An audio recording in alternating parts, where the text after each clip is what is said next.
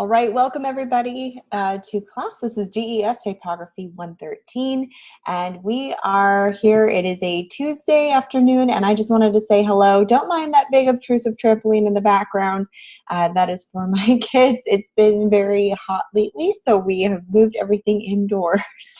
Anyways, so we are going to be talking about our learning objectives that we're going to be covering this week. We're going to visually analyze and identify our font features that work best versus web versus print. So I'll go ahead and shut off the video and we'll go ahead and jump into our lecture. But let me know if everything is coming in loud and clear. I want to go ahead and share these slides with you so that we can talk about what to expect this week. So again, I wanted to welcome everyone to class. I am Mrs. Woodland. Here we are, week 2. We're almost halfway there. Can you believe it? We survived a week. I just wanted to find out from everybody how you thought week 2 went. Some say it's easy, some said it was a little challenging. So I guess it depends on where you fall in your design ability, but I thought that the first assignment was very fun. I think that no matter what your level of skill level, I should say, in design, I do believe that using typography and the characters to come up with a portrait should have been a good assignment for the beginners and for those who are advanced. I saw really good projects across the board.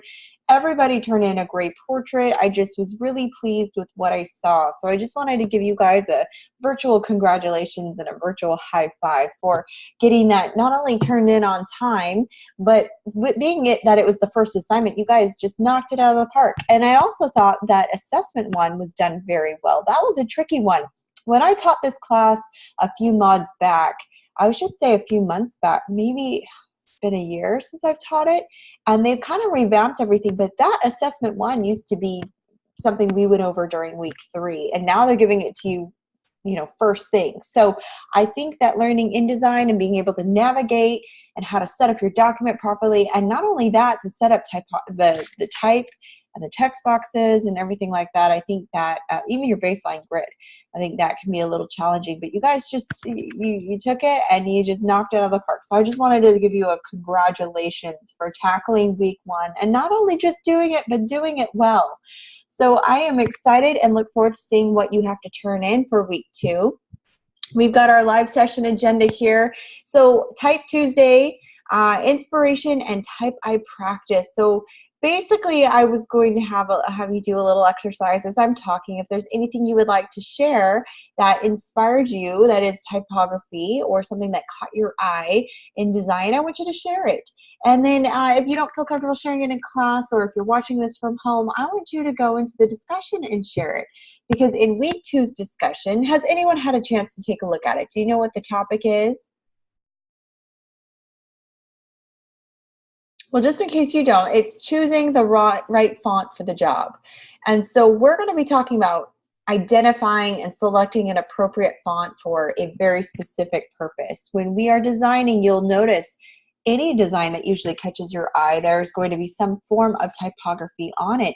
And it's that typography that catches your eye for a reason. So I want you to start thinking and analyzing the designs that you see, that things that catch your eye. Why is it? And what about it is effective?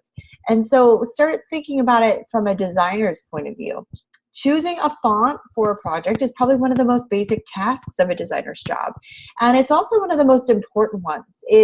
As the right font will really impact both the look and the usability of the project, and can quickly make or break the successful delivery of your message. So that's why there's a lot of emphasis in choosing the right font. You'll notice that with graphic design, nothing is ever done on accident. Things don't just happen on a page. Everything is designed with purpose, including the font that you choose. So fonts cannot be chosen just by your personal preference. Not, oh, well, I like that font, or oh, that looks fun.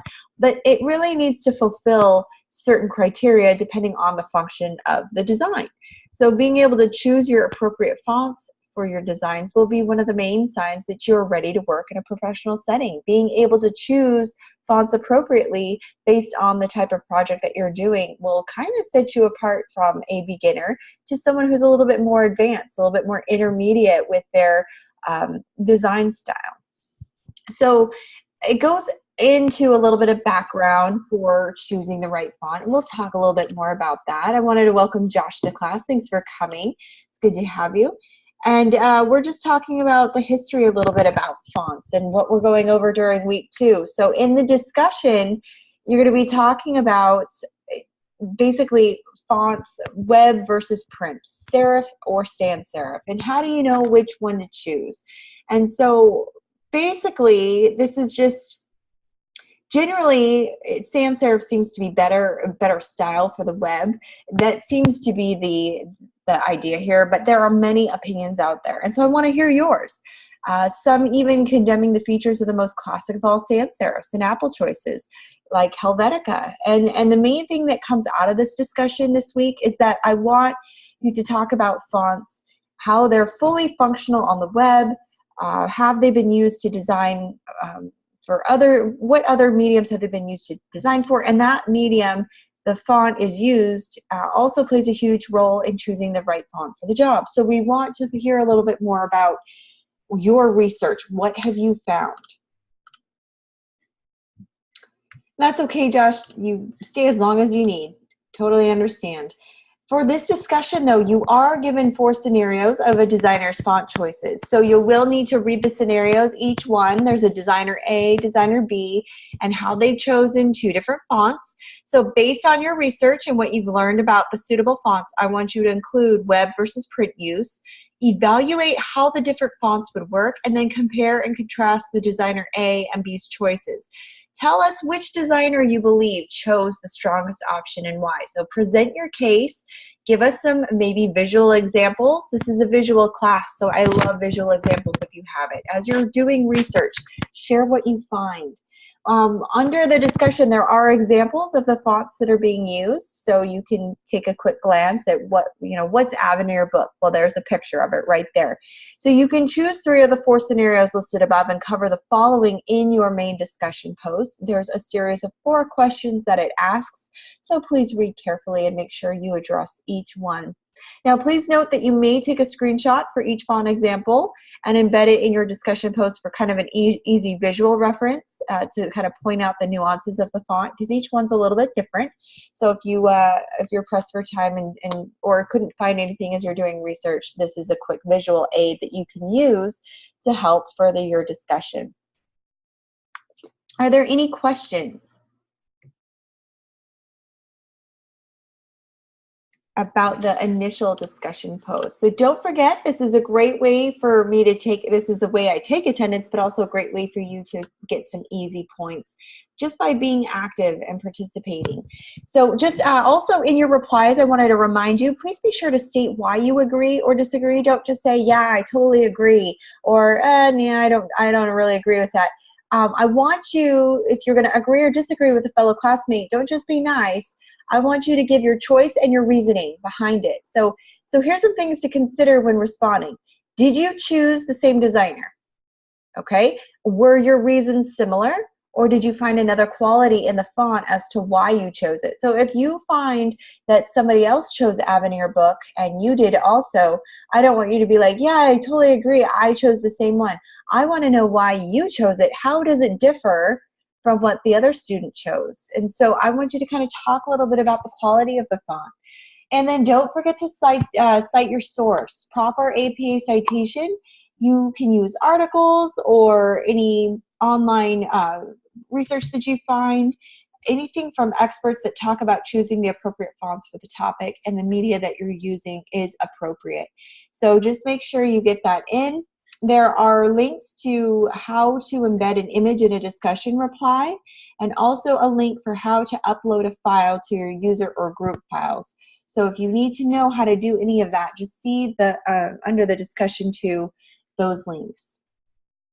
Okay, and then as always, there are benchmark examples of how to structure your replies in your initial post. So are there any questions about the discussion? I just wanted to make sure we were clear. You guys did very, very well during week 1, so I'm sure you won't have any trouble with week 2. Just sometimes these discussions are kind of, there's compound questions and questions within questions, and so there's a lot to cover. Just make sure you read it all and address it all, okay? And yeah, so just try to be as active as you can. Just participate. This is easy points if you could just get it in. And let me know if you have any trouble with that. Just a reminder that late discussions cannot be accepted. And this is just college policy. This is not mine, unfortunately. But you can turn in late assignments. So if you miss the mark during week 1, you are more than welcome to turn in late work up to this Saturday. That is the due date for week 1 late work. However, week 1 discussions are no longer being accepted. So please make sure you don't miss those so that you can get all the points that you deserve.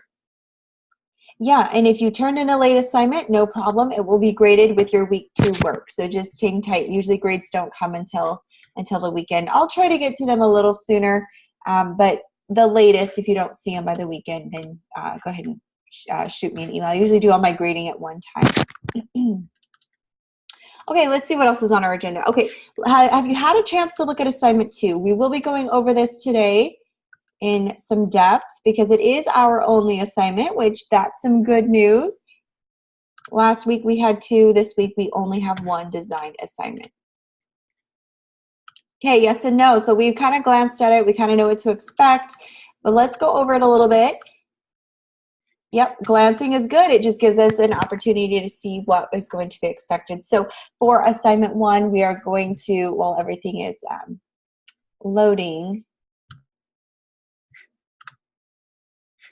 I am going to just kind of briefly explain. You're going to be basically exploring Typekit. Now, if you're not familiar with Typekit, don't worry. We'll go over it briefly. We'll talk about it. Typekit is basically a place where you can just browse fonts. If you want to go shop for fonts, Typekit is the place to do it. We're going to be talking a little bit about font category research. And so to jumpstart this research, we are going to show you how to look and where to browse for the fonts. Some you have to pay for, some are just for web only, but most of them you can download and save to your font book, which is really cool.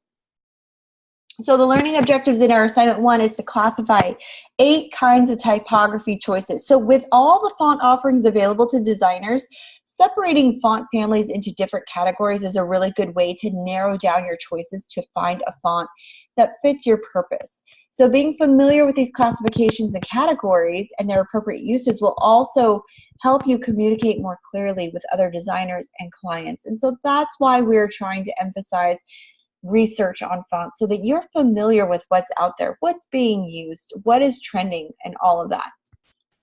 A question came in, do you show examples of the previous week's assignments? I'd love to see everyone's designs. You know what? I can. I remember them telling me I'm not allowed to do it without their permission. However, if I'm able to gather some examples. Were you here last week? I think I showed you some of the students from last week. Yeah, I'll try to see what I can put together, and maybe after the break I can show you guys what students turn in. It was really good stuff. I was really impressed. I thought for first assignment, and not even that, I thought a lot of you were very creative. So there were some favorites of mine for sure. Yeah, I will put together some examples for you. I just can't pull them up on I can't show the names. So yes, I will show you. Absolutely. All right, so type categories, classifications, and font families. You'll read all about it, exploring and using Typekit. So let's talk about Typekit for just a minute. This is going to be part of our, let me see if I can show this really quick. Let me share my screen. If you have a web browser open, I would like you to go to, let's see, typekit.com. We'll take you there. Also, there's a link in the assignment too. See if I can share this. All right, do you see my screen up? Okay, so I'll kind of step you through this a little bit. So basically your computer comes installed with quite a few commonly used fonts, many of which become overused and misused by people with little to no understanding of the impact of proper font choices. Case in point, there's a font called Apple Chancery, which people use all the time, but it's a very amateur looking font. It's very archaic. It's no longer used. We really discourage the use of that font in graphic design. So that's just another example. Sometimes people just gravitate towards it because it's kind of different, but we really try to, any font that's similar to it, we try to just kind of say, let's go a different direction. So there's a whole world of font choices out there and available to you. And so that's what we want you to explore. So if you pull up Adobe Typekit, you'll just need to sign in with your login information. And then you'll just search Typekit. Basically, you can type in any font, or if you're not familiar with, if you just want to browse, you can search by classification. So over here, sans serif, without the serifs, remember that, and then serif if you want to just see just serif fonts. And by clicking a classification, this will allow you to kind of shop and see what they are, and they have a quick display so that you can see, and then the name underneath it, and then you can click. It will tell you how many families total, 240 families. So you can just keep going to the next page until you get through it all.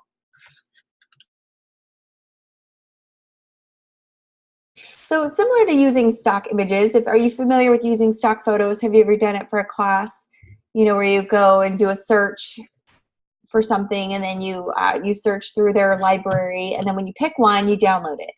So it's basically the same concept. So here I'm searching under the serif classification. So everything that I look at on this side, on the left side, will have serifs. Okay, and many popular fonts like Universe or Savon or Clarendon, you must pay for in order to use in your projects. But similar to using stock images, these and many other well-designed fonts are copyrighted. So this can become quite expensive for a designer or maybe a client, especially if you're only using the font for a headline or maybe one specific advertisement. But as an Adobe CC user, you are not stuck using only the fonts that come installed on your computer. Typekit is here. And so with Adobe CC subscription, you have access to hundreds of fonts through Typekit, which has the ability to sync fonts into your Adobe CC programs like InDesign, Illustrator, and Photoshop. And you can use them in all of your design projects without having to download them to your computer. So what you would do is say you chose a font. Oh, I like this. Kinesis. I'll click on this one. And what it will do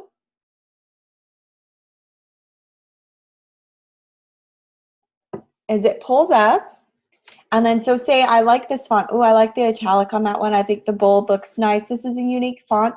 I can click sync to all, and it will sync the light, the italicized, the bold, the regular. It will sync all of these options to my computer. Or I can just sync one. So if I'm just looking for a bolded font, a bolded serif font, I'm just going to sync this bold one. Or you can choose sync all. So if you click that, it will sync it to your computer. Your Adobe suite will now be synced to this type. So that is really cool and comes in really handy. So it has the ability to sync fonts into your Adobe CC programs, all of them, and so you don't have to download them to your computer. So just note, some fonts have several different type styles, like this one has light version, light italic, regular italic. So just choose fonts that you don't already have on your computer. You can also, and you have to sync each one to use it. So you either sync each one of these individually, or you click sync all to make sure that it's all sync to your computer. Now also, if you want the display to, what does it look like if it was really small? What does it look like if it was big? This gives you a better idea of what the font looks like depending on the size. So that's a really cool feature. And again, you can search by different classifications. Do you want sans serif? Do you want serif? Monotype? Lots of different kinds. Yeah, it's really cool, and you'll find that you find a really cool font, and you'll want to have that. So this is the benefit of having Adobe CC, having the account through the school, is that you get to have access to hundreds and hundreds of these fonts. Now, say I was looking for something more decorative. I wanted a really cool decorative font. I'll click the decorative classification here, and it will bring up only decorative fonts. So this feature will save you a lot of time. It will help you search based off of the classification that you're going to be writing about. So please keep in mind there are 8 classifications, and you'll choose a font for each one. So you'll pick one for sans serif, And then you'll choose one for serif, one for slab serif, one for script, black letter, mono, hand, and decorative. So you get the idea. So each one of these classifications, you're going to choose a font from it. So use Typekit to sync one font from each of the 8 classification categories. And we just went over each one. So sync it into your CC library by clicking the sync button. So if say, oh, I really like this Gill Sans Nova. I'm going to click this one because this is the one I want to write about. And it's going to pull up the font in just a minute.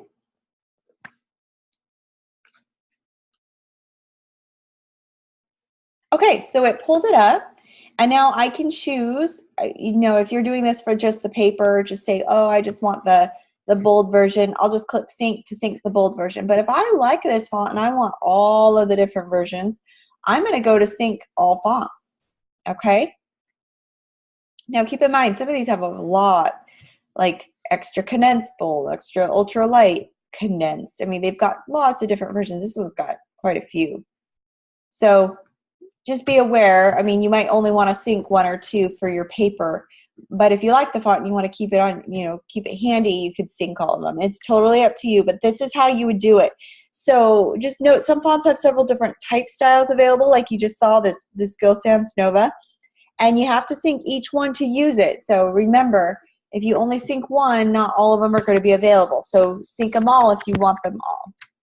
Are there any questions so far for this assignment? You will explore the 8 fonts in different type categories. So use these classifications up here on the right side, right here, okay? You can do it based off of recommendations. So if you just want something good for body text, you could click paragraphs. Maybe sans serif, let's do that. So if you had a lot of body text and you wanted to see what would look best, what does Typekit recommend? You can click the recommendations here, or say, I have a headline and I want it to look really good. So I want a decorative font, but I want to do a heading. What decorative fonts stand out for headings? What are easy to read? So then it will give you all the popular searches for this font. So this is really cool. And then you can search properties. Oh, I want a lightweight, or I want a narrow width, or my X height, I want to make sure it's short or tall, contrast, etc., etc. So you can search all these different options, kind of customize and find a font that you like.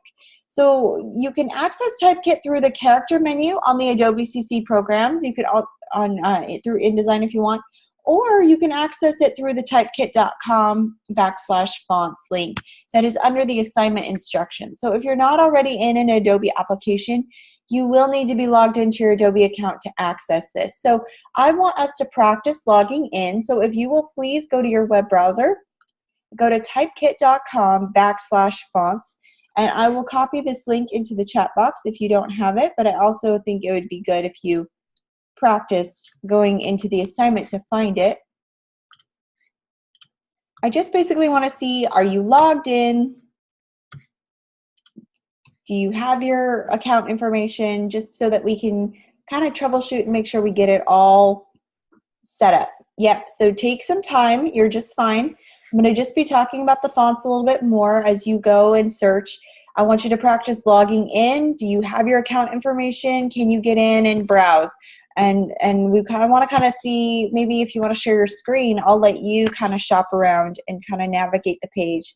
Basically, I just want to make sure that you know how to navigate once you're in the Adobe Typekit. It is really cool, and the thing is that Adobe CC users are not stuck using only the fonts that come installed on your computer. You do have hundreds and hundreds of options. Okay, awesome. So you're signed in, Josh? Are you under your account? So if you go up here at the top right, it will say account, and just kind of hover over it. It should tell you that you're in your account. Okay, perfect. So if you're all signed in, I kind of want you to just look around, practice classifications. Now, if you want to, you can share your screen. I'll close out mine, and we can kind of navigate it. Okay, perfect. So I'll stop the share. If you'll click the share screen icon, it's kind of got a pyramid, 2 pyramids, and a sun. 2 windows, perfect. You've done this before. Okay, so Josh is just, we're gonna use his screen as an example. He's logged in, as you can see, logged in with his information, and he is in Typekit. So you can either search for a font if you wanted to, or you can use the classifications on the right to, so Josh, why don't you go ahead and pick a classification? So he chose a sans serif classification. So for the first one for the paper, you talk about a sans serif, and he can just look and scroll on the left. There's all those different versions. You can click next page. As on the bottom it says there's 467 families total. Yeah, right there. So that shows that it's not just displaying, you're not stuck with it, what you see here. Just click on next page. Yep, 1 of 30. So you can search to your heart's content, but if you just click next page, that'll keep going through. Now I also wanted to show you, let's see, keep searching around. You can uncheck, there's a box by your default or Japanese options. Do you see that at the top? There's default and Japanese at the top left there. And then there's also a box that you can uncheck to the left, include web only family. So you can uncheck that if you prefer, since this is for print, and it will kind of adjust your search. But again, you can kind of see what they recommend, maybe search by the kind of properties that you're looking for. But this is a really fun way to kind of see what's out there, and you're not just stuck with what's in your library, because the stuff that you probably already have defaulted or is old. It's kind of dated. You've got your classic fonts like Futura and Helvetica and Times New Roman, but this is a really cool way to kind of see what's modernized, what's new, what's fresh.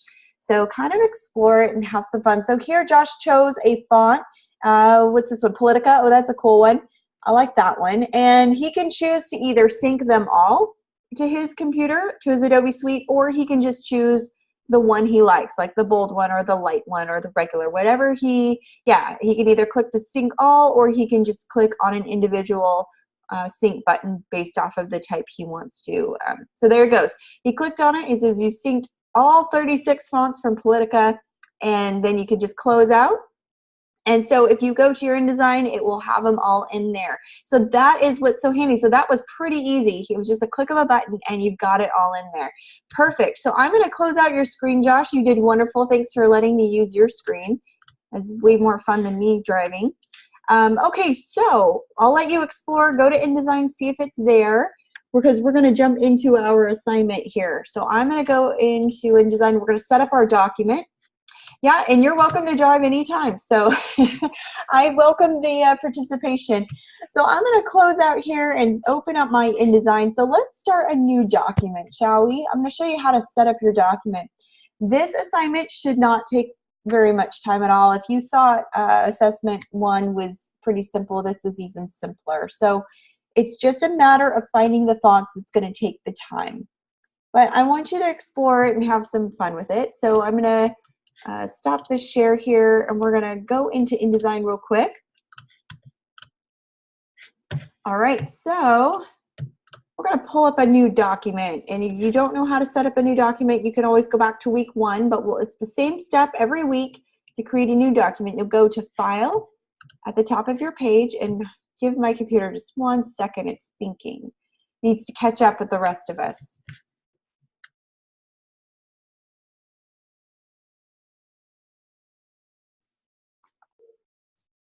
Here it goes. Okay, so while it's loading, I'll just keep talking. So for this assignment, we talked about needing 8 different type categories. Those categories are under the classifications on Typekit that we just demonstrated. So you can access Typekit. The link is all there under your assignment instructions. We're going to be using InDesign for this, let's see, for assignment 2. You're going to need to create a standard 8.5 by 11 document. You'll just use the default margin settings. Everything's going to be pretty simple setup. Prefer English, yes, please. That's a good question. So if you'll notice on Typekit, there was a Japanese and an English. Let's use English because, yeah, we're all going to be using English for our fonts. But yes, it's kind of cool they have them both. All right, so then we need to give this file a name. Remember, all naming submission instructions will be the same. So InDesign file, so this will be DES113 underscore assignment 2, because we are now in week 2, if I can spell. And then you'll start with your first and last name. Width and height, 8.5 by 11. Please make sure your unit of measurement is on inches and not a default picas or anything. You'll want to deselect facing pages. We do not want that box checked. All right, and then margins will stay the same. I like to set up my columns in a 2-grid because it will help organize my text. We're going to have 8, so I'm planning on doing 4 classifications on the left and then 4 classifications on the right. Even though this is just listing fonts, we still need to have our formatting correct. Okay, so we will hit OK, create. Pretty simple. Not nearly as much, I should say, detail that we had to go into as week 1's assessment. I'll tell you this one's a lot simpler. So just 8.5 by 11, standard margins. I like to use the 2-column grid, so I'm going to use that. It is not required, but it is helpful. So while it's thinking and pulling up the page, let me know if you have your document up or if you'll be working alongside.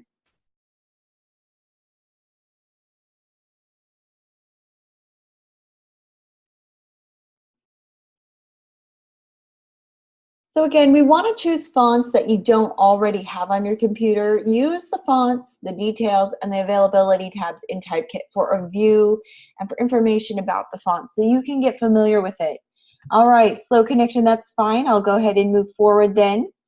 We are going to, I'm just going to close out of these boxes that we might not need right now. Okay. All right, so the first thing that we want to do is set up our text box. I'm going to grab my type tool and I'm going to set up one column here and the next box right here. So notice I'm using my margin lines and my smart guides are turned on because you'll see those green arrows that snaps everything into place. It lines up everything. I've got my 2 boxes, they're the same size. I'm going to click in box number 1. And here at the bottom, let me zoom in so you can see, at the bottom, there are 2 little anchor points. I don't want the corner anchor point, I want the larger one sitting above the corner anchor point. So I'll click that. You'll notice automatically my mouse changes. It looks like there's hidden text in there, and you'll also see a little play button in that text box. That means I'm activating the text box, and then I click once into the other text box. What this does is it links these 2 text boxes. So now whatever text flows into one will automatically flow into the other column, okay? This is very helpful when you're setting up your document. Now, what I recommend is you do all the typing in Word, and then you can just flow in your text in the text boxes once they're set up. And then you can format your text very simply. So type it all out in Word. You don't have to stylize it in Word. You just need to type it out, and then you can format it and style it in InDesign. Does that make sense? All right. So for example, I will go to, you would go to File, and you would go to Open, and then you would find your Word document, or you can go to File, Place, and find your Word document that way.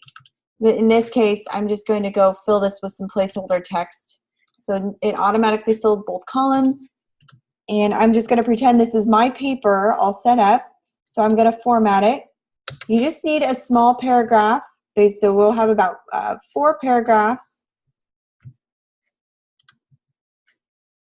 like this. They might not all line up together, but here we go.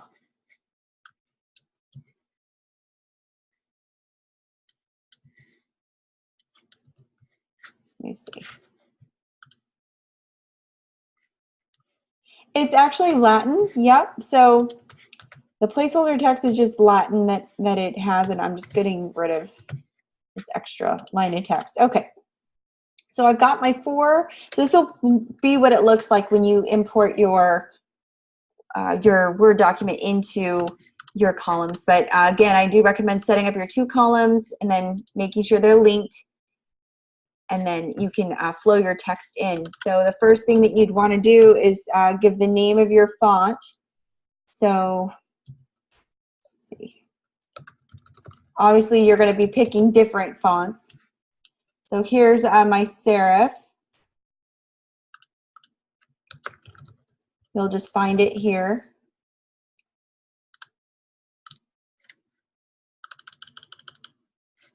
So you're gonna style it in the font that you chose, not the body text. The body text can be just a standard serif font. It doesn't have to be. So for the decorative font, do not do your body text in the decorative. Just make sure the paragraph just will all stay the same, but the only thing you're going to change is the classification of the name of the font, okay? So for this case, this will say Times New Roman. Let's see, does it give a specific, I don't think it gives you a specific size or anything, but the size I've chosen is 19, whatever works for your paper. And then this will be the explanation, my information, okay? You'll go into why you chose that font, who designed it, what type of personality you think it has, and why, and then where you might use it most often. Would you find it in a headline for an entertainment publication, body text for a corporation, specific commercial website, logo, etc., etc. So I want you to talk about it here in this little paragraph. Then the next one you're going to do will be an Arial one, so I'll do Helvetica, if I can spell. So this will be my sans serif.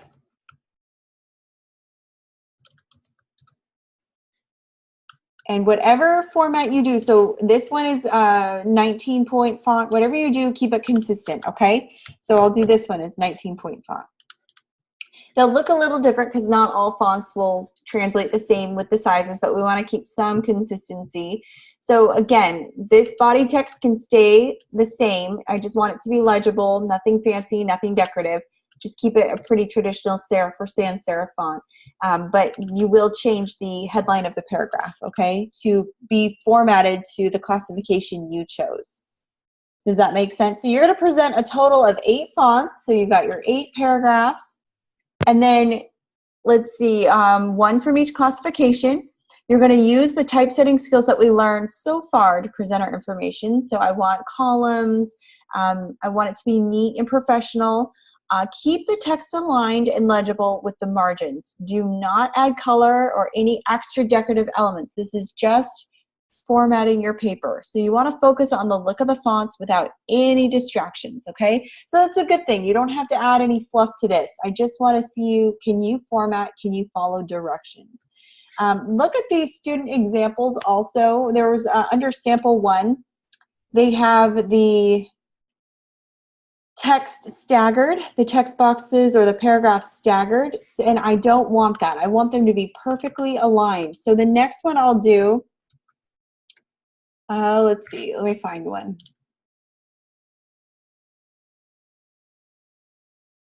Okay, for handwritten, I'll do ballerina script. So,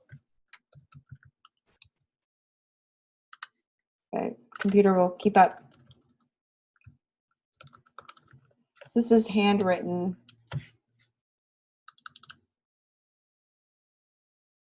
And I'll make it 19. Just like that. And you'll notice things are shifting, but I suggest doing all of your formatting first, and then you can go do the baseline grid, okay? So let's see, let's do a handwritten Alex brush, there we go. So I've got my handwritten, my decorative,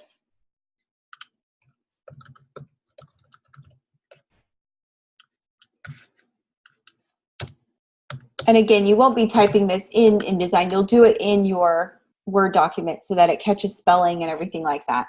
You're just going to be formatting. So you can see what a difference it looks like. This font is 19 point as the size. This one is 19 point, but there's a big difference in size. So even though the point values are the same, you'll see a difference. So I just want to see some uniformity, but it won't all look identical, and that's okay.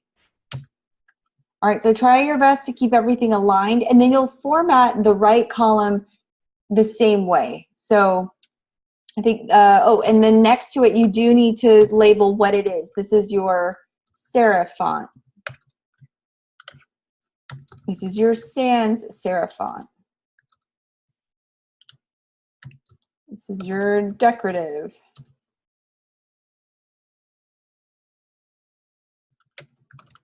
There you go. And this is your hand. Okay, what's the next one? Let's see, there's a script. See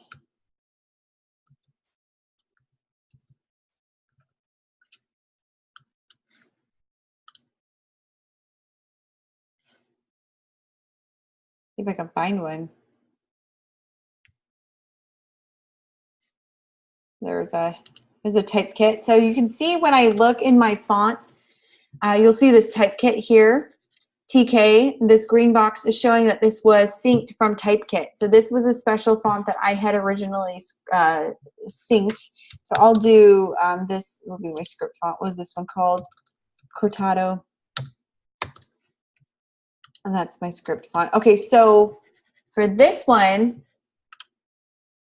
if you want to access Typekit, so if you're saying you're doing your paper here and you want to look up a font, just go add fonts from Typekit. So just you can access it straight from your search bar in your InDesign.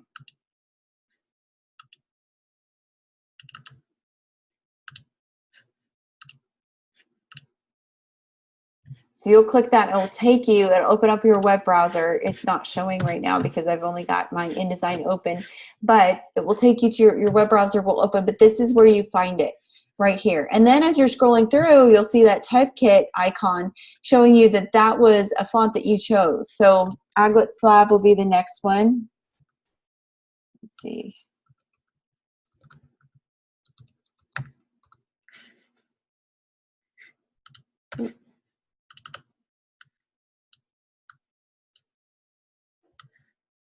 Lots of thinking going on. Sorry, there's so much delay. Okay.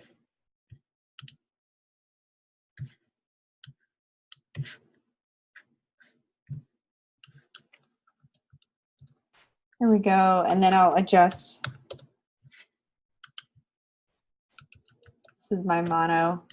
And again, I want to make sure it's all the same. There we go. So do your best to kind of keep it formatted as consistent as possible. How many is that? That's 6.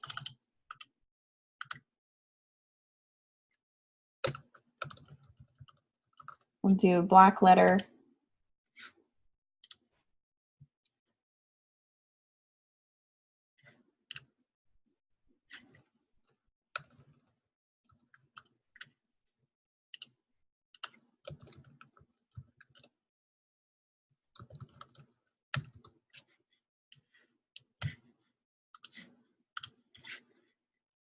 And I'll make this font 19. All right, so you'll keep formatting. I won't get into too much. Let's see, what's the last one that we need? The slab serif.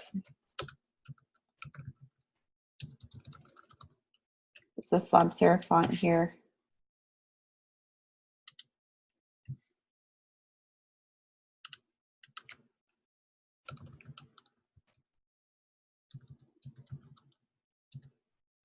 Oh, I guess I don't have that font. Let's see. See if I can find a slab serif.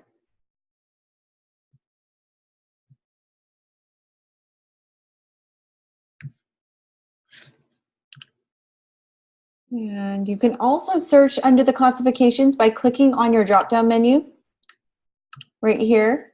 So clicking here and then clicking slab serif, it will show you your options. So under mono, this is probably not mono.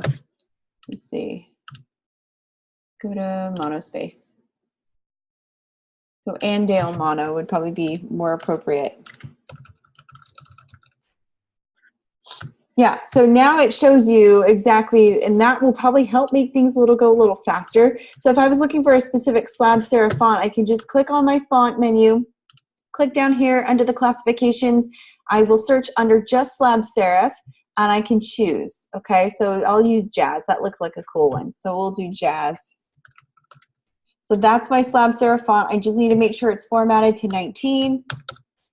There we go. All right, so this is where you'll kind of make sure everything's formatted correctly. I've got my paragraphs. All right, so everything is good to go. Now I need to make sure everything's set to my baseline grid because that is part of formatting your type. So remember, you'll go to View, click on Grids and Guides, Show Baseline Grid. So obviously you can tell as I zoom in that things are not lining up. The blue line is striking right through some of the text, others is falling at the top, some are, I mean, it's just all over the place. So what I'm going to do is make sure that the body text is the same tracking. Okay, so my tracking is 14.4. I can see that right here under my tracking. You can also find it under your character menu. You go to Window, type in Tables, and make sure Character is selected. Your character box will be right here, and then your tracking. If you are confused as to which one, just kind of, I'm sorry, your leading, I'm saying tracking, your leading, which is the space between your lines. Tracking is the space between your letters. So we want to focus on our leading. And mine is 14.4, which is this default, okay? So that's the value that I'm going to need to put in. I'll go to my InDesign menu, Preferences, click on, and we went over this during week 1, so this is just a review. Go to Grids, and it will pull up your preferences box. And we want to make sure that the increment every is the same as your leading. So 14.4 is what we want. And then I'm going to change the view threshold to 25 so that we can see it a little bit better. And then I'm going to select my text boxes. Let's see. I'll zoom out. So everything still is not aligned correctly. So I'm going to highlight inside, go to Paragraph, and then I'm going to go all the way over my paragraph settings right here where it says Align to Baseline Grid. So I'm going to click that. And everything is going to snap into place. So did you see that? I'll undo that so you can see. So by highlighting it, going all the way over to Align to Baseline Grid, it will now align my columns to the baseline grid. So it's pretty cool. You're going to want to highlight all of it though to make sure it's lining everything up. So now I can zoom in and you see everything is lined up appropriately. So the trick here is a 3-step process. Step 1 is to make sure that you know that your leading matches your increment every. So when you find out what your value is for your leading, you go over to InDesign, the top of your menu, InDesign, Preferences. Then when you pull up Grids, so step 1 is making sure your increment every is the same value as your leading. View threshold needs to be low, so I always choose 25%. Step 2 is making sure that you highlight your whole document and clicking on your Align to Baseline Grid. Step 3 is making sure you can even see the baseline. So go to View, Grids and Guides, and then Display Baseline. Okay, make sure Baseline Grid is checked. All right. And then everything should line in. Everything should be lined up. This is all you need to do. You don't need to do anything else. So this should be a pretty simple assignment, just depending on where your skill level falls with InDesign. So are there any questions so far? How do we align to the baseline grid? What do I need to do? How do I find Typekit? Okay, so it should be pretty self-explanatory. The font body copy I'm using is, let's see, what size is this? This is 12-point font. I would not go bigger than 12-point, okay? And then for your headline, however big you want to go, however big it fits in your box.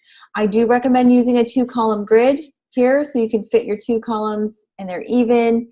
Make sure your baseline grid is turned on. But let's look at also, I'm going to be basically looking at the pieces for the selected categories, the detailed explanations, and I want to see a well-organized presentation, okay? The examples are to provide and illustrate the quality of work that you need to get an A on this task. So having your 8 classifications, your explanations, copying from the samples is considered cheating. So don't use their wording. You need to use yours. But there are 2 examples in there. And then once you've done that, this is pretty much ready to upload. Now, you're welcome to bring it tomorrow during the multi-session, and I'd be happy to look over it if you wanted me to give you any feedback before you submit it for a final grade. Or if you want it graded, I can give you feedback. If changes are needed, you can make the changes and get your grade on the spot. So a lot of students like that option. So if you're at all able to come in during the multi-session, I highly recommend it. Are there any questions so far about this? About the assignment, about what to expect?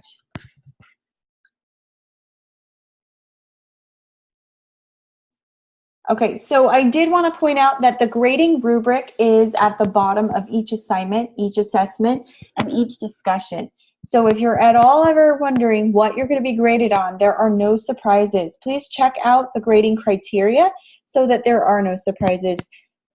Basically, you're going to be graded on, did you follow submission instructions? Did you set up your document correctly?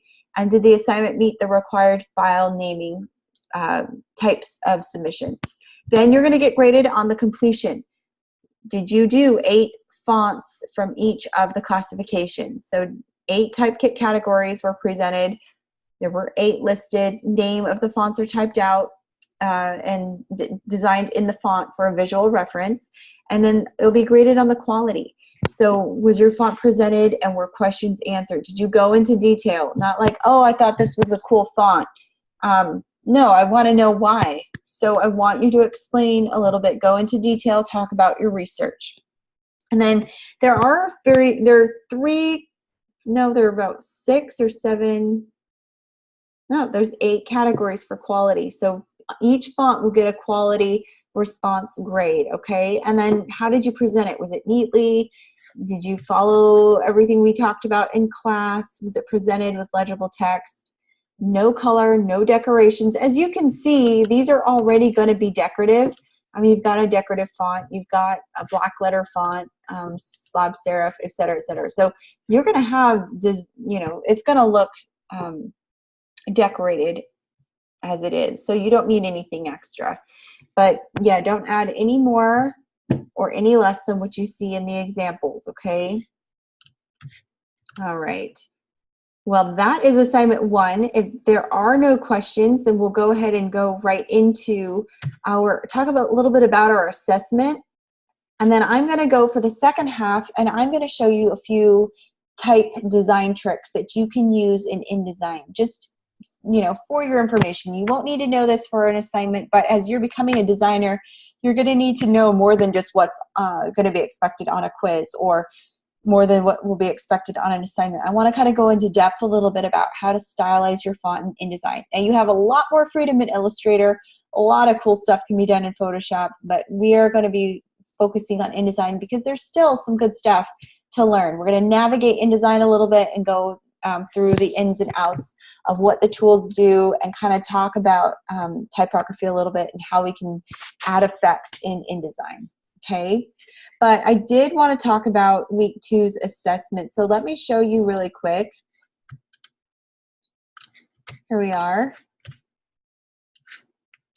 Can you see it? Okay, so for week 2, you've got a midterm quiz. So basically everything you've been learning in the week 2, week 1 media, and then also what we've been covering in class. So here are the objectives that you're going to need to know. And this will be classifying 8 types of type categories. That's one big one. You're going to need to identify and select the appropriate font for a specific purpose. Talks about career relevancy, additional instructions. There are 15 questions, but it's not timed, okay? And you can only take it once. So there are no retakes on this one.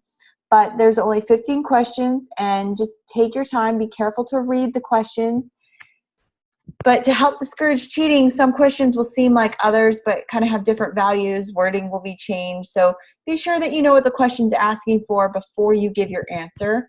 The quiz is not closed until you hit the submit button, but you only get one chance to do it. So please make sure that you watch the course media and watch the lectures. If you click on course media for week 2, I'll show you what you're going to be graded on. So here's week 1. Each week has its own set of media, extra reading, resources, and other things that you'll need to go over. This one has a pre-recorded lecture, as well as my lecture on the course homepage, but also articles. So what's in a font? This talks about what's covered, what you'll be expected, choosing a right font, learning objectives for this. Type primer, we'll probably go over that today a little bit if we have time after the designing. But again, Linda playlist, this is how to, what's typography, understanding fonts, exploring the anatomy of a type, learning the terminology of type. So this can all be found here. You can access the student access portal right with these links. Just click them, and then it goes right into week 2. So you've got a few chapters, the language of type. But what's nice is that really short videos, 4 minutes, 2 minutes, 3 minutes. So if you've got an extra 15, 20 minutes, you could probably cover an entire week's worth of work, aside from the lecture videos, of course. Thanks for coming. We'll see you later. All right, and then week 2, we'll go over, there's the pre-recorded lecture. This one is 2 hours, but then you've got other information, other Linda videos you can watch. So week 2, we're going to be exploring the rules of typography and pairing typefaces for maximum impact, finding new typefaces for your projects, and then also typographic differentiation, the language of type, legibility and readability, and then of course there's a few other chapters, but you can stop here, and that is what you're going to be graded on for the midterm. All right, so are there any questions about that before we go on? All right, we're going to go ahead and take our 10-minute break. Go ahead and close out, and we'll go to the whiteboard. If you have any questions when we return, we'll be happy to review it. All right.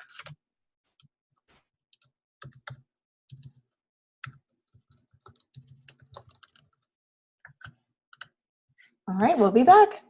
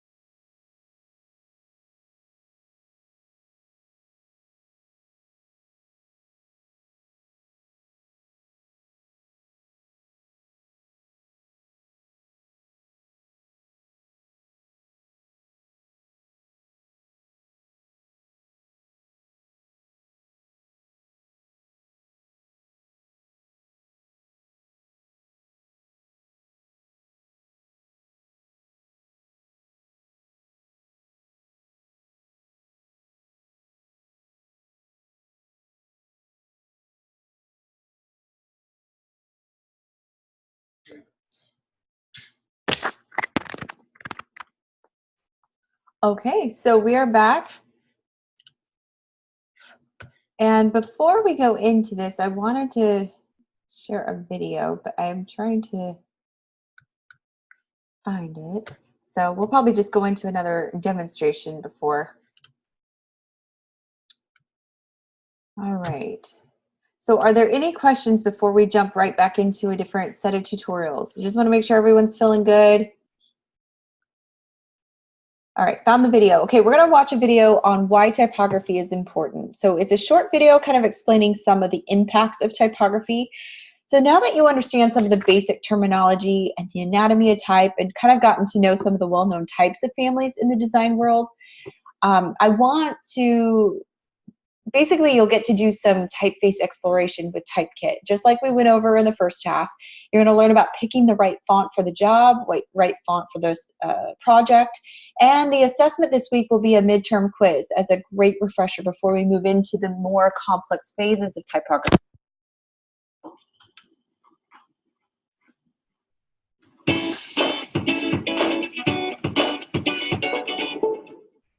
Hi, I'm Jen. Welcome to the Fresh Take. I'm here to talk to you today about why typography is important.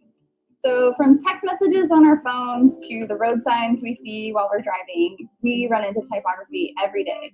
So how does it affect us and why is that important? First of all, typography can convey an emotion or an idea.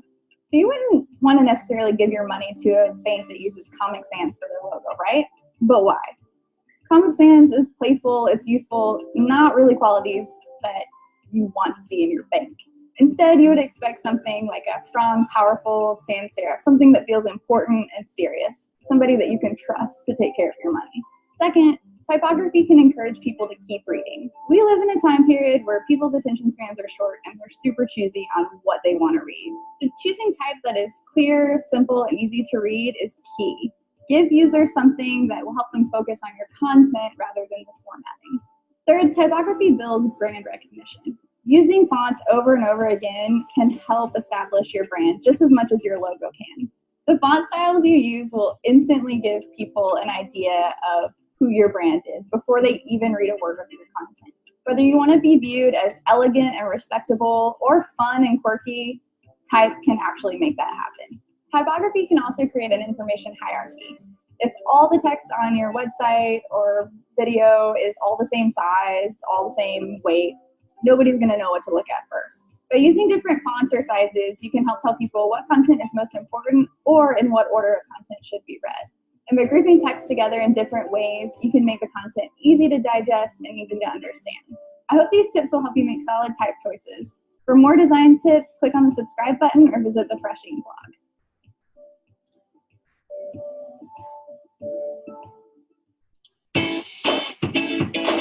All right, so what's something that stuck out to you in that video? The typography was important. Yeah, I just think that the best font choices are where readers notice the message and not the font, right? Just like this little saying goes. So I think that it's important. Oh, whoops, I don't even know if that video displayed. Did you guys see the video okay? Well, let's try it one more time. 1 second. I apologize. Let's try it again.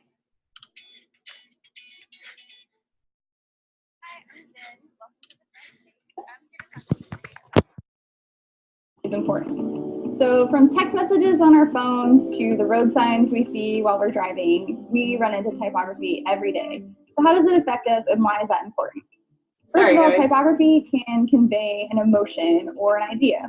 So you wouldn't want to necessarily give your money to a bank that uses Comic Sans for their logo, right? But why?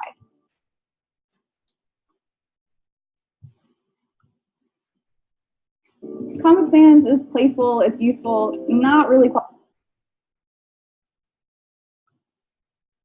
Let's try. There we go. So from text messages on our phones to the road signs we see while we're driving, we run into typography every day. So how does it affect us and why is that important? First of all, typography can convey an emotion or an idea. So you wouldn't want to necessarily give your money to a bank that uses Comic Sans for their logo, right? But why? Comic Sans is playful, it's youthful, not really qualities that you want to see in your bank. Instead, you would expect something like a strong, powerful sans serif, something that feels important and serious, somebody that you can trust to take care of your money. Second, typography can encourage people to keep reading. We live in a time period where people's attention spans are short and they're super choosy on what they want to read. So choosing type that is clear, simple, and easy to read is key. Give users something that will help them focus on your content rather than the formatting. Third, typography builds brand recognition. Using fonts Hey Ben, over thanks and for over coming. again can help establish your brand just as much as your logo can. The font styles you use will instantly give people an idea of who your brand is before they even read a word of your content. Whether you want to be viewed as elegant and respectable or fun and quirky, type can actually make that happen. Typography can also create an information hierarchy. If all the text on your website or video is all the same size, all the same weight, nobody's going to know what to look at first. By using different fonts or sizes, you can help tell people what content is most important or in what order content should be read. And by grouping text together in different ways, you can make the content easy to digest and easy to understand. I hope these tips will help you make solid type choices. For more design tips, click on the subscribe button or visit the All right, so we'll go ahead and stop there. So that's just a quick introduction of why typography is important, and that Available on your course homepage. I am so sorry that the connection was kind of slow the second time around. So we will. That's okay. I'm glad you could join. So anytime you're able to pop in, no problem. You go ahead and mute your mic just so we don't have any reverb. Okay, so we've basically gone over just kind of a recap. We've gone over the learning objectives. We've already talked about assignment 2 in the first half. So the second half is going to be more kind of just FYI for your information.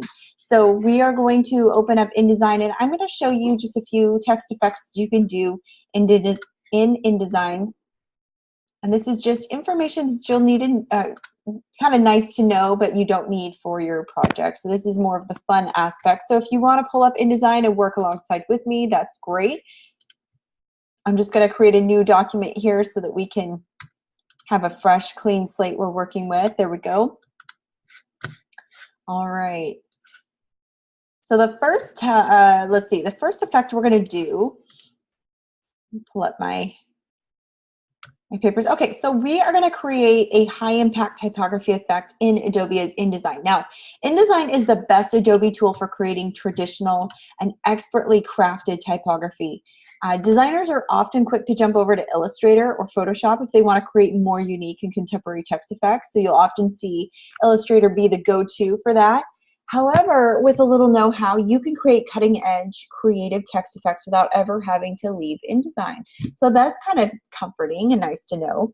So my tutorial is going to show you how to create a striking typographic effect using tools and tricks available to you in InDesign. So you don't have to go to Illustrator to do this. You can also follow this tutorial you know, through the recording. You can stop and pause and rewind, but let's talk about setting up our page. So you just create a new document. When the window sets new document window set opens, it just kind of, I did 8.5 by 11. You can select a different page size and orientation if that is what you'd like.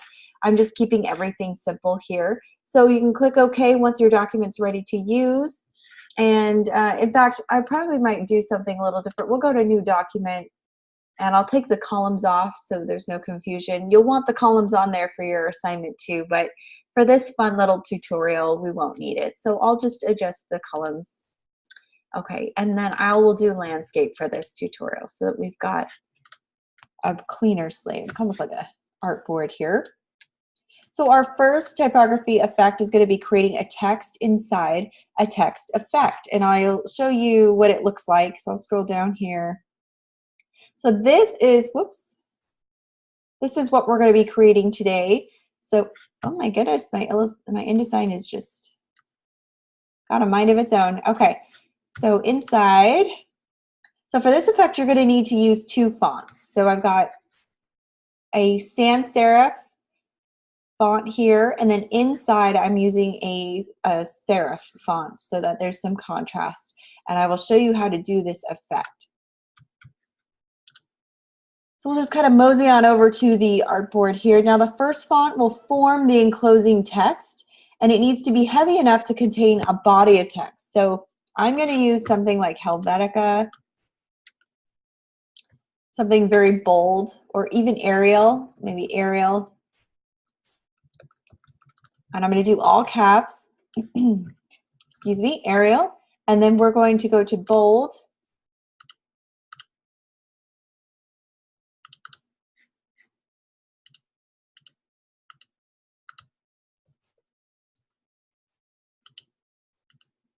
I wonder if there's a different version of Arial heavy.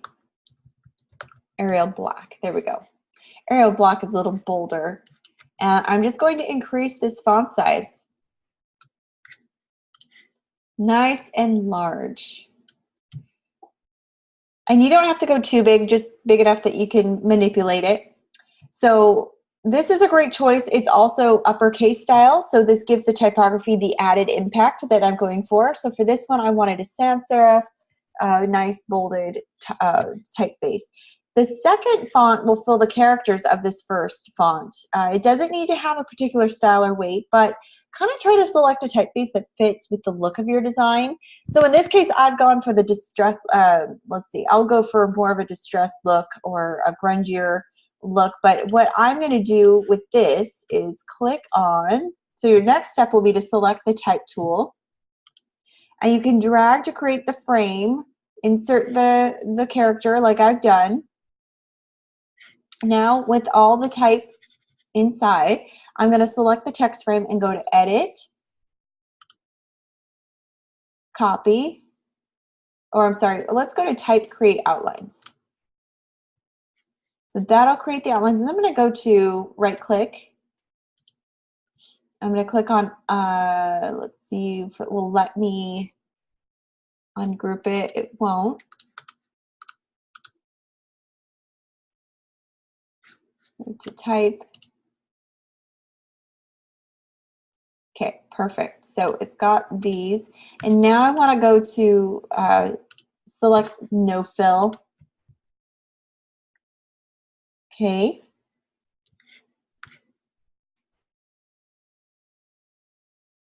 So the idea here is to make sure that my frame, step three is to select the character's text frames.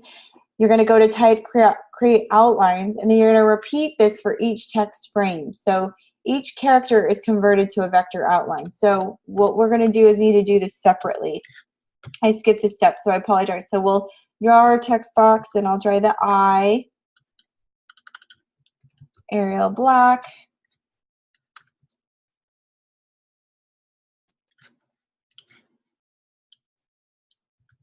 I'm just going to kind of copy it over. So each letter needs to be its own.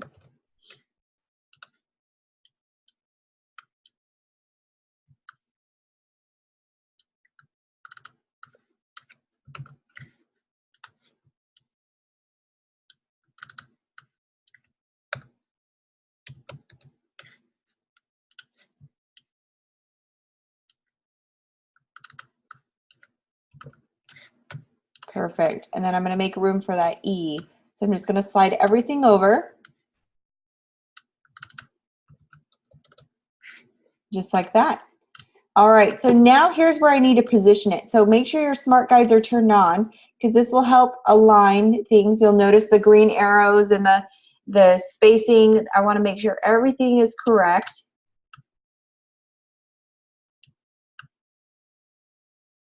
Just like that.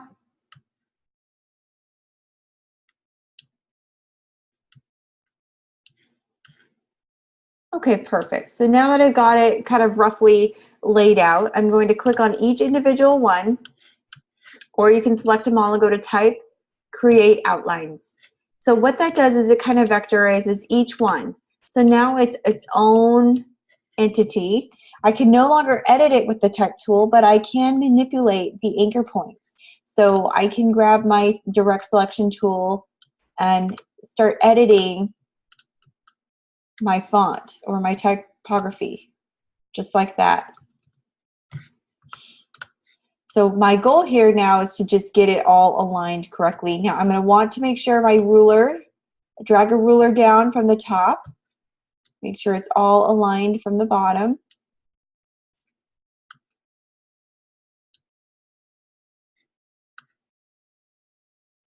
Make sure spacing is even. Smart guides will really help with this because this is one thing you don't want to eyeball.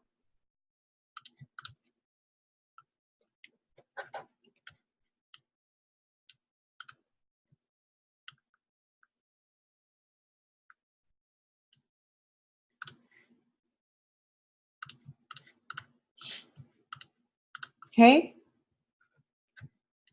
And once I get it all aligned correctly, I'm going to select all of these letters, these characters here, and I'm going to select no fill. All right, so it's erased the fill. And now that each character is converted to a vector outline, this will allow me to select each one now.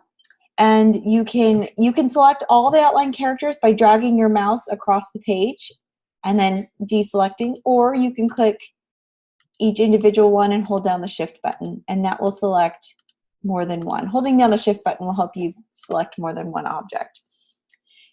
Okay, so now we're going to grab the type tool and we're going to hover over the inside of these. So before I do that, I want to make this even bigger. So I'm going to hold down my shift and my command button, and this will help me kind of get the size that I want. I want this nice and big, just like that. Now I'm going to grab my type tool. I'm going to hover over this, and by selecting it, making sure the cursor is blinking inside, it will now activate it as a text box. But I want to make sure each one of these are linked. So the way that I'll do that is I'm going to zoom in here. Same with your text boxes. Click the larger anchor point above the corner one at the bottom right. Notice how your mouse changes to look like there's some text hidden, and I'm going to click in the next character. Click the same bottom anchor point, click the next character. What this is doing is it's syncing it all. Click the next character. It's connecting each one. There we go. So they're all linked now. So clicking once and the vector shape will be transformed into a text frame. Switch to the selection tool and select the first character. So here, the I, click the I right there, and you saw that small white square appeared at the bottom right of the shape. So clicking once on that square and then clicking again on the next character connects the two characters with the threads. So this now becomes connected together. These are text threads. You can also go to View. So if you go to View at the top here, and then click on Extras, then Show Text Threads, and then what this does is it will show you by clicking on that each one is now connected. See that? So whatever flows into one letter will go through the other. So it won't be its own individual text box. It kind of connects it all. Are there any questions about that so far? All right, so you're going to grab the type tool, click once so that your cursor is now blinking, and you can fill it with any placeholder text or any text of your own that you want. And what's neat is once you flow it in, it's kind of spaced out because the font is rather large. So click once within your text box, and I use Command A or Control A to highlight all the text inside. And then this is where I can format. So I can make it nice and small, do like 6-point font. Minion Pro is fine, but I'll need to fill it again. There we go. And I did a nice small font so that it's tiny and fills the text a little bit better, fills those gaps. You can experiment with the size of the font, and I don't want bold. We'll go with regular. There we go. I like 6-point font. That works good. There we go. And the idea here is just make sure each letter is filled, just like that. Now this is kind of cool on its own. This one, I'm just going to bring the return up so it fills that S a little bit. I'm just going to get rid of some of these gaps.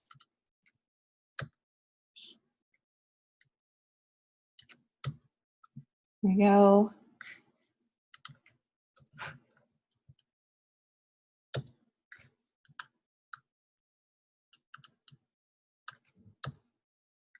Perfect. And I'm just kind of, you know, trying to make sure all the gaps are filled. Like this, there's one right here. I want to try to make sure this one gets filled.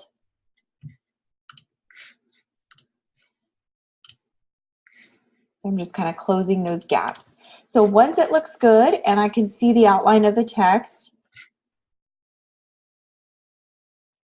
you can switch and toggle through preview mode by tapping the W to view the effect and then adjusting the sizing, or you can adjust the hyphenation, the tracking.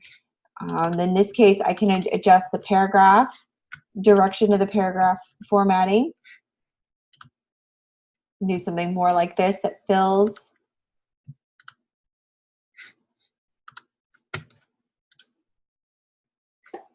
There we go. This kind of seems to fill it up a little bit more. That's much better. So for this one, I just did, oops, let me highlight it. For this one, I used the formatting, just kind of a, I tried doing the left justified, but this one seems to work nice. I like this one. So you can create more contrast for your typography by setting light colored text against a darker background, which is what I'm going to do. So in this case, I'm going to zoom out. I'm going to grab my rectangle box, and I'm just going to click and drag with the mouse. I'm going to draw a nice box frame here. And I'm going to give this a color by double-clicking in my fill box at the bottom of my toolbar. It's that square right there. Double-clicking it will bring up my color picker, and this will allow me to kind of rotate my box, find a nice color.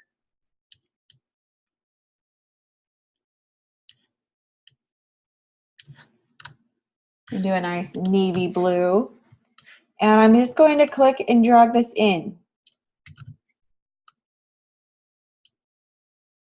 If your text happens to be behind the box, just right-click on it and click Arrange, Bring to Front. And then I can just double-click anywhere inside of these frames. And I'm going to change the dark text to a white so that's easy to see. There we go. I'll extend this box a little bit because I need some breathing room on the edges. So in this case, I used a lighter color text against this darker background. I could even use like a light gray. I can lighten the opacity of the white a little bit.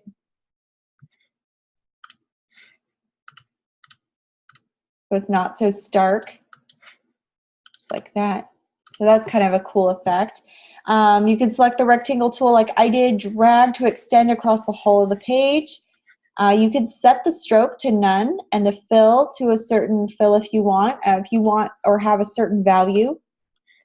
You can just adjust your color. So in this case, this is 100. You can change it to 90. The yellow I'll change to 22. And this one to 72. There we go. It's a nice dark navy blue. I like that. And because it's so dark, I'm going to go ahead and lighten up my opacity so you can really see that contrast there. So you can highlight all the text inside the outline characters and set the text color to paper or to white or to your desired color, and you're done. This sort of typography effect really best suits a large scale setting. So perhaps as part of maybe a poster or a banner, this is a really cool effect. You can just get rid of these now because you don't need these anymore. But this is what it looks like, and you can even adjust the sizing like this. So that's kind of cool.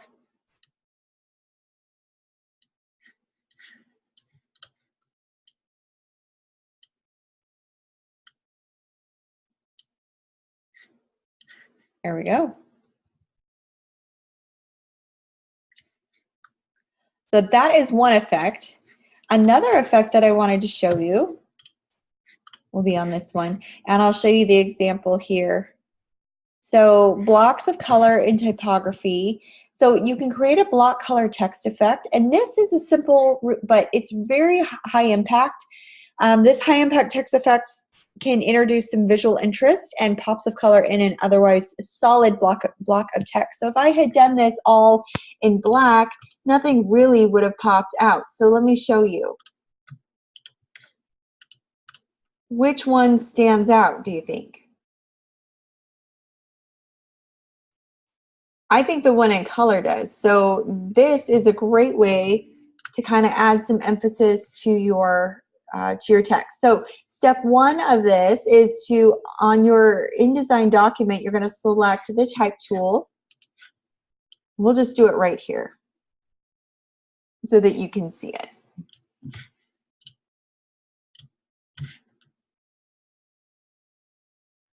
Yeah, I do too. I really do love anything with color, anything that makes things stand out. And to be honest, using the color in this block effect really kind of helps the message get across a little bit more. It makes the words stand out. So I think this is a great use of color.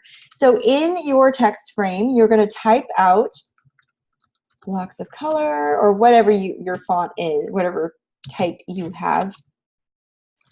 Whatever you want it to say, it could be anything. Or you can just do placeholder text for now.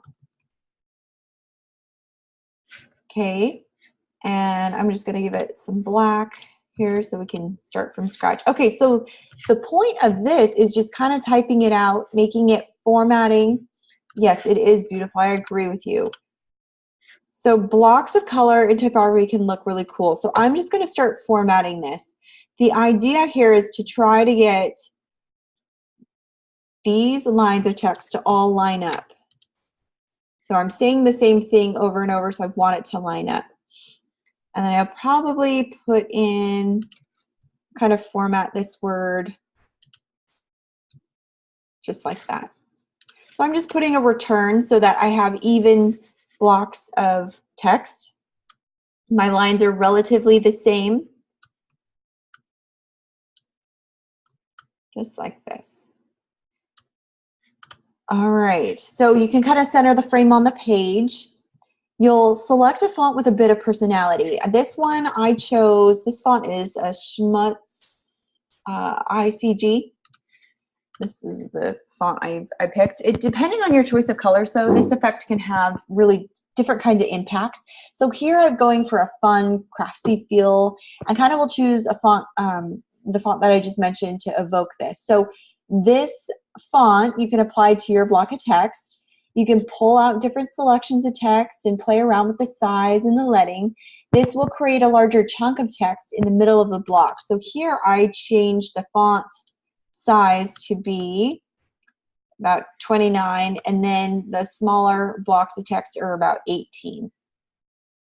So you want a good contrast in font size. So the font size is either 17 to 50, but you definitely want to make sure there is contrast. This one here at the top, this font size was 37, and the one at the top was 21. So as long as you can just get it to look like it's slightly larger, that's good. So in this case, I'm just trying to get it to line up. So pull out a vertical guide from the left-hand ruler so you can kind of click and drag where you want your rulers to go. And this kind of helps you see where you want your text to line up. And for this one, I want it to be here. Just like that. Maybe even right there. Okay. So now I see my rulers. You can click and drag them from your left ruler. Just click and drag one over. If you don't want it or you misplaced it, just click on it and hit delete, and it will delete right away. So you want to create about, 4 sections that you want to block off. So you can go to Windows up here, and you can click on Color and Swatches, and that will open up your Swatches box. So I'll do that again. If you go to Window, Color, And then down here, swatches, this is kind of where your color library is. All the basic swatches are here unless you've created any custom ones, but the CMYK ones will be right here. So in this example, I've gone for 4 complementary kind of ice cream shades up here, but you can also do very bright colors as well. So the ice cream shades will be, in this example, the bright colors are here up top. So you just want to highlight individual parts of the text within the guides and kind of apply the color that way. The best way that I've found to do this quickly is to create outlines first. But if you don't want to do that, you'll have to highlight each line of text. So I'll do the first block showing you how to do it without creating outlines, and the second one I will create outlines to show you how to do it quicker. So the blocks of text, I'm just going to start highlighting roughly where I think this color, I'm using my ruler guides to highlight. So you can see it's going to just kind of be a rough guesstimate on where it's all going to line up. Not everything will line up perfectly. So for instance, this E kind of is hanging over, so I'll just do the E in pink. Okay, so that was highlighting each individual line of text to apply the color. Now, if I were to select this type box, it will no longer be editable with the type tool. But if you're, I always suggest making a copy and setting it to the side before you convert it to outlines, because outlines will now create a vector out of your font. So you're going to go to Type, Create Outlines, and then you can ungroup it just like this. So this will allow you to kind of select different lines of text, but this will be a little bit trickier. You can double click. So this probably won't be as fast. If you were an Illustrator, you'd be able to select that section, but since InDesign is a little bit more fickle, we won't be able to do that. So we'll go ahead and highlight these lines. And I'm just going to go in and keep the same. I'm using this ruler as kind of a guide. But again, I think this is a really neat effect.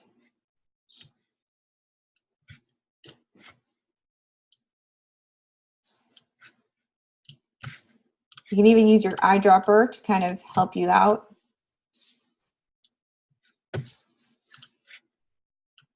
Have you used your eyedropper before? Just curious. Oh.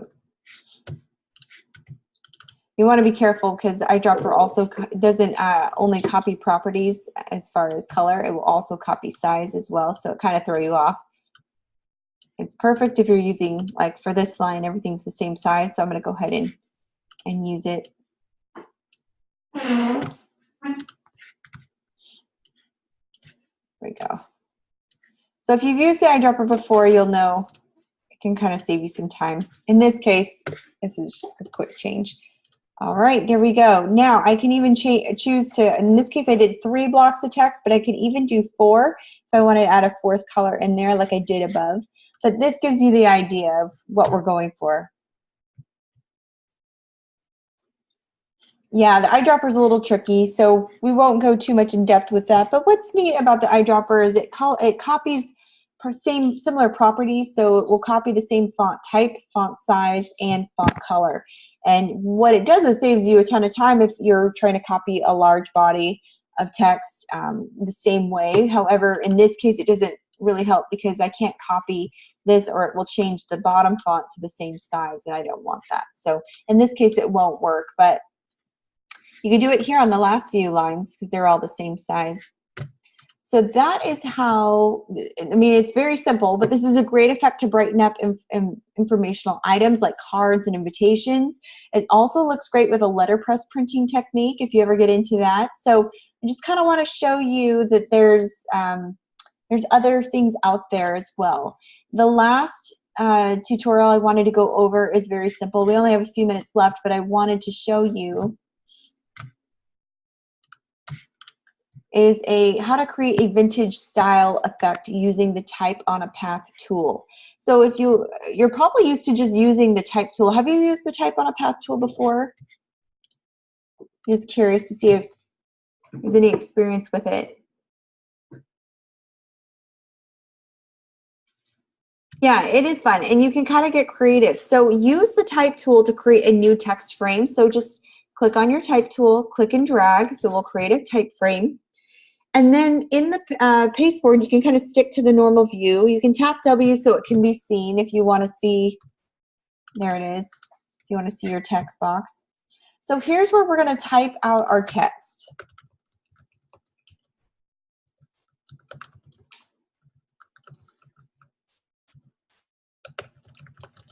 Remember this saying, name that video, that movie.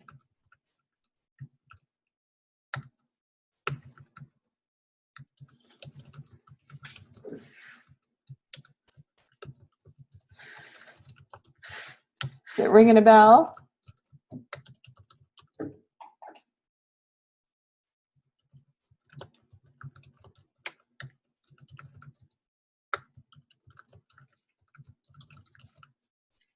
Okay, perfect. So now I've got my sing all typed out. Oh, let's see. Did you guess? Yep, good job. Alice in Wonderland. Nice job. That movie is full of nonsense. All right, so now I've got my sing, my quote. I'm going to highlight it by selecting Command A and then going to my formatting. You can adjust your character formatting up here at the top to a centered outline, or you can access it in your window drop-down menu by going to Type in Tables, click on Paragraph, and it will open up your paragraph box right here. This is where you can change the alignment of your font or your text. And then this is also where you can change indentation, drop caps, etc. So I've centered my text.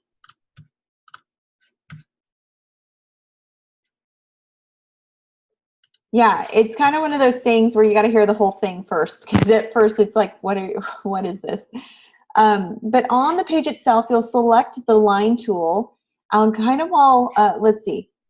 So for now, we're just going to maintain the default font here. I'm not going to get into styling it. This is set to Minion Pro, and right now, you can set it to about 40. And the orientation is centered. So I'm not going to get into too much formatting at this point. There we go. I'll move it up.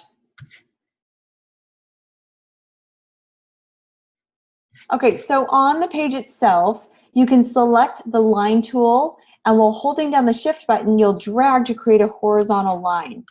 So like this, right here. Okay, and then you can position this centrally on the page wherever you want, but you'll select the Type on a Path tool.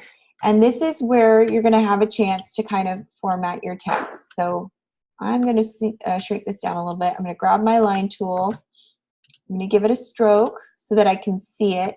Oop, it drew crooked. Hold down your shift button so that it draws straight. There we go. And this is where I'm going to put the first line of text. So I'm going to hold down on my type tool, and underneath it is a little hidden tool called Type on a Path. If I click on that line, select it so I can see it. I'll click on that line, and I'm just going to paste that line of text in. Perfect.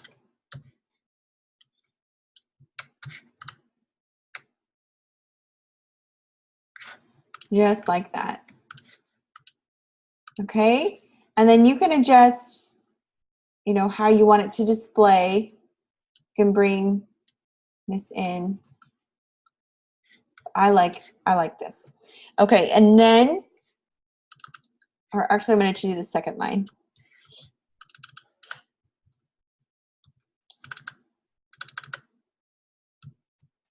There we go.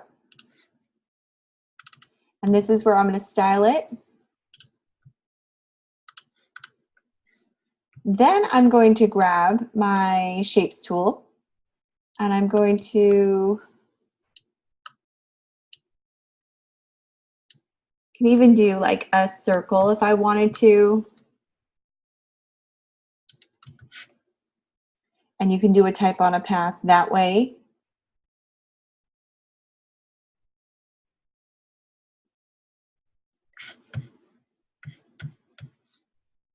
And if I grab my selection tool, I can even delete some of these. Oops. There we go. And I will use a stroke so that you can see it. And then this is where I'll do the time has come. I'm going to go to my type on a path tool. And by clicking on that path that I created, I can paste it in. This also will allow me to flip the text so that it's not upside down.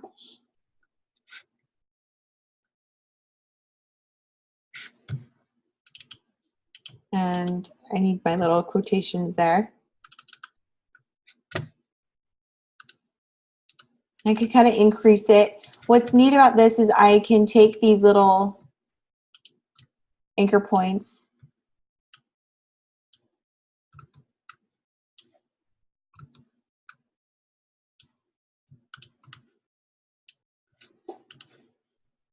and kind of stretch it a little bit so that the angle of the text or the arch of the text is a little different. So you just have to play with it and kind of see what works for you. There we go. I don't want it to be too drastic of an arch, so I'm just going to kind of play around until I get the effect that I like. So again, just kind of mess with it and see what looks good. This is a good arch for me. I can turn off my stroke now, and all you'll see is the text, just like this.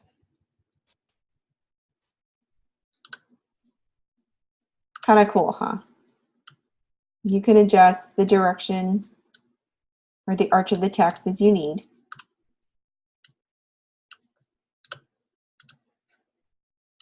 Okay, and then the next line of text.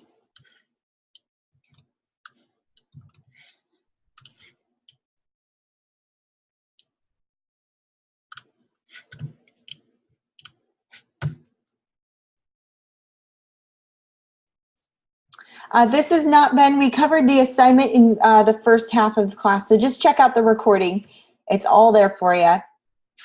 This is just a fun tutorial on how to format typography. We'll see you tomorrow. Thanks for coming. Okay, so then once you get this formatted,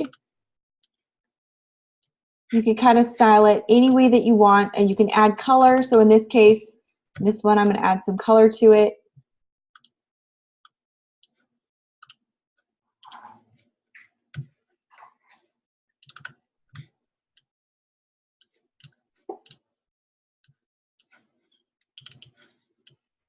And I'm trying to pick something that's still readable.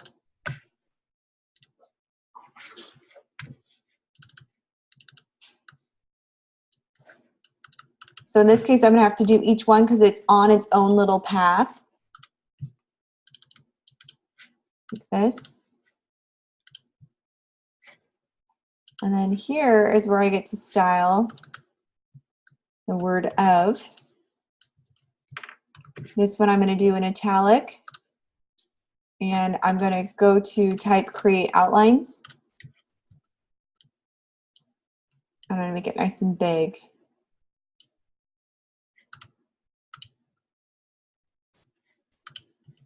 Probably not that big though.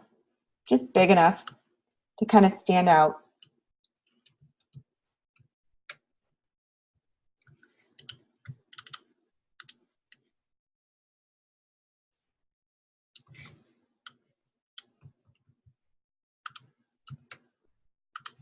And then I'll adjust the formatting. I'm going to use my eyedropper tool. Oh, I switched my formatting. And this too will go right here.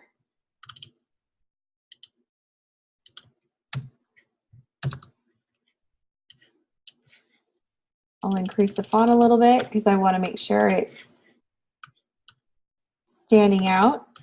This one I'm going to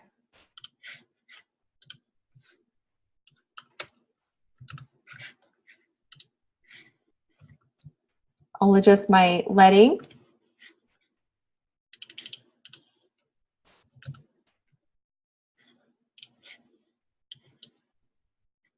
There we go.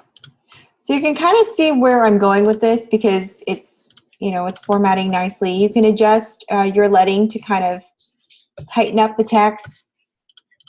But use the type on the path tool to kind of help you create that arc or that nice, and the arc can go either way. So at the very end here, and the pigs have wings, let's see, all you need to do is draw kind of like an oval. Select your direct selection tool. Double click on the center anchor point and then hit delete. Grabbing your type on a path tool. Let's see. There we go. This will help me close off the saying. So we probably won't have time for all of the rest, but I did want to show you that you can make that arch go both ways.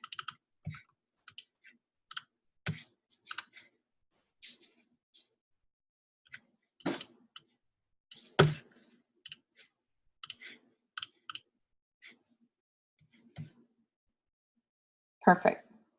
Okay, so you get the idea. You can kind of see it formatted like that. Now, if you have any questions, feel free to come tomorrow, the multi-session. I'll close out of this and show the last few slides that we've got. But that hopefully helps you see that there's a lot of different kinds of effects that you can do in InDesign that you don't need Illustrator to do. There's other things called drop caps and things that you can add. We'll get into more of that later, but typography tips in these tutorials have just been put together to show you how versatile and creative and fun typography could be in InDesign. So in your next design project, try to use a special typography effect. Maybe add a touch of creative professionalism to your work for your portfolio. So just have fun with it and let me know if you get stuck on anything. I did want to go over here. Don't forget to post in the week 2 discussion. Note the 4 things that we had to cover. We went over that in the first half. Week 2 assignment is just exploring Typekit like we did, using InDesign, and then covering those listed points. I demoed how to do the assignment, so you should have that all there. The first half, week 2's assessment is a quiz. This is kind of our midterm. So it's not timed. Take your time, but you can only take it once. So please don't hit submit until you are all done. Just remember that. And then as always, the multi-session is here to help you. Come tomorrow, Wednesday, that should say Wednesday at 7:30 to 9:30. So let me change that time for you. Please be aware that's Mountain Standard Time. And if you can't come in, email me your project for feedback. This is how you get an A.